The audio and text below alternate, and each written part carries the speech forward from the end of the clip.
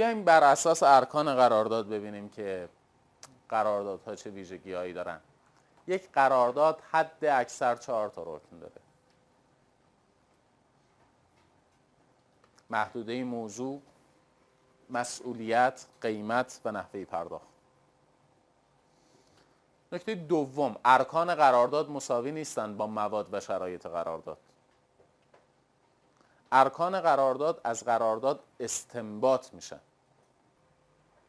ما به مجموعه حقوق، تکالیف و روابطی که توی قرارداد تعریف میشه، هر جای قرارداد که تعریف میشه، با هر عنوانی که تعریف میشه میگیم اسکوپ. پس اسکوپ ماهیتاً چیه؟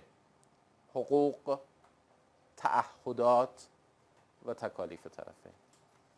گاهی اوقات ما یه ژانگولر بازی در میاریم. چی کار میکنیم؟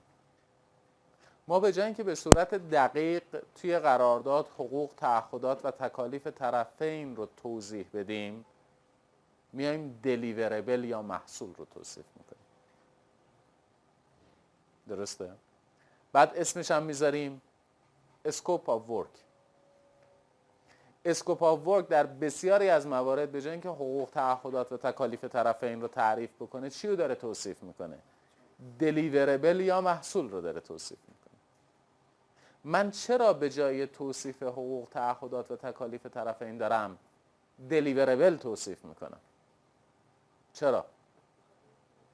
به خاطر اینکه میگم هر کاری لازم باشد برای اینکه این دلیوربل محقق بشه، ولو اینکه من ننوشته باشم، یعنی اسکوپم مبهم باشه، باید محقق بشه. اگر من گفتم که شما این توربین رو راه اندازی میکنی و توی اسکوپ آف ورک این توربین رو توصیف کردم، یعنی خیال خودم رو راحت کردم که تعهدات تو رو در مورد نحوه حمل این کالا از مبدأ به مقصد، نحوه ترخیص، نحوه حمل، نحوه ورود به سایت، نحوه انبارداری، نحوه نصب و نحوه راه اندازی خلاص کنم. یعنی هیچ کدوم اینا رو دیگه توضیح نمیدم. حالا اگر چه توضیح ندادم، اما معلومه که کارهای گمرکیشم تو باید انجام بدی. من و شما میخوایم از ساری را بیفتیم بیایم تهران. شما راننده اید، من کنار دست شما نشستم. شما در مقام راننده از من میپرسی فلانی، از تهران تا ساری چقدر راست؟ من به شما میگم اگه به طور متوسط با سرعت 100 کیلومتر بیای، 3 ساعت 3 ساعت و نیم طول میکشه. شما بذار 3 ساعت و نیم راه میافتیم از ساری، 3 ساعت و نیم بعد تهران نمیرسیم. کی از کی بازخواست میکنه؟ راننده از من. ای کمک راننده، من توصیف کردم این مسیر رو به عنوان مسیری که شما اگر با سرعت متوسط 100 کیلومتر بیای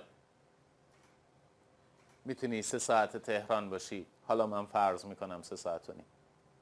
اما اگر بیان موضوع عوض بشه، من به راننده میگم چقدر طول میکشه برسیم تهران، راننده میگه 3 ساعت و نیم و بعدش بعد 3 ساعت و نیم نمیرسیم تهران. حالا من راننده رو بازخواست میکنم. خوب دقت کنید، اصلا مهم نیست کی راننده است، کی کمک راننده است. مهم این هستش که این محصول رو، یعنی طی کردن نقطه آ تا ب رو چه کسی داره توصیف میکنه. دقت میکنی؟ نتیجتاً من در قراردادهایی میتوانم محدوده موضوع قرارداد رو از حقوق، تعهدات و تکالیف طرفین تبدیلش بکنم به دلیوربل، به محصول، و به طرف برگردم بگم تو این محصول رو باید محقق کنی که او این محصول رو توصیف کرده باشه. من باید از طرف مقابلم بخوام بگم که آقا این ویژگی های کلی رو من میخوام، برای رسیدن به این ویژگی های کلی چه دلیوربلی باید تولید بشه. اون میاد دلیوربل رو توصیف میکنه. میگم بسیار خوب، همینیه که توصیف کردی حالا خودت محقق کن. اما وقتی دلیوربل رو من دارم توصیف میکنم، من دارم میگم شما اگر اینقدر پارچه رو ورداری، اینجوری برش بدی، اینجوری بدوزی، یه شلوار راسته به شما میده. چه کسی داره توصیف میکنه؟ من دارم توصیف میکنم. حالا من میتونم برگردم بگم که شما پارچه رو اینجوری ببر، اینجوری بدوز، اینجوری کوک بزن و هر اقدام دیگری که لازمه انجام بده تا این شلوار راسته محقق بشه.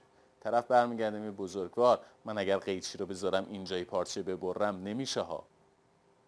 میگم تو حرف نزن، تو خفه شو، تو اون کاریه که من میگم بکن، هر کار دیگه ای هم لازمه بکن که این محصول محقق بشه. میگه آقا نمیشه، یا تو بگو من چجوری ببرم، من همونجوری میبرم، شد نوش جونت، نشدم به من چه، یا به من اجازه بده من ببرم. پس بنابراین در قراردادهایی که توصیف محصول به پیمانکار واگذار نمی شود، شما نمی توانید توصیف محصول رو جایگزین اسکوپ بکنید و از این عبارت استفاده کنید: شرح کار این قرارداد از جمله ولی نه محدود به موارد ذیل است.